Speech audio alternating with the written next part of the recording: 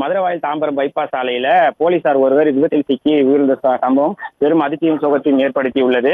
போரூரில் இருந்து தாம்பரம் நோக்கி ரோந்து பணியில் ஈடுபட்டிருந்தவர் போரூர் SRMC காவல் நிலையத்தில் கடந்த 2 தினங்களுக்கு முன்னராக பணியில் சேர்ந்த குமரன் என்பவர். இவர் வயது 50, திருவேற்காடு பகுதியை சேர்ந்த இவர் போரூர் காவல் நிலையத்தில் காவலராக பணிபுரிந்து வருகிறார். இந்த நிலையில் இன்று ரோந்து பணியில் ஈடுபட்டிருந்த அவர் போரூர் பைபாஸ் சாலையில சுங்கச்சாவடியை தாண்டி போரூர் ஏரி அருகே சென்று கொண்டிருந்த போது மீண்டும் திரும்பி காவல் நிலையம் சென்ற அவர் சாலையை கடந்துள்ளார். அப்போது தாம்பரம் பகுதியில் இருந்து கவாசாக்கி நிஞ்சா உயர் ரக ரேஸ் பைக்கில் வந்த நபர் ஒருவர் அதிவேகமாக வந்துள்ளார். அப்போது எதிர்பாராத விதமாக காவலரின் இருசக்கர வாகனம் மீது மோதியதில் இருசக்கர வாகனம் சுக்குநூறாக நொறுங்கியது. இதில் சம்பவ இடத்திலேயே காவலர் குமரன் உயிரிழந்து விட்டார். அவரது உடலை மீட்ட ஆவடி போக்குவரத்து போலீசார் பிரேத பரிசோதனைக்கு அனுப்பி வைத்து விபத்தில் சிக்கிய இளைஞரோட வாகனமானது பின்னால் வந்த ஸ்விஃப்ட் கார் ஒன்றில் சிக்கியுள்ளது. இதில் சிக்கிய இவர் பலத்த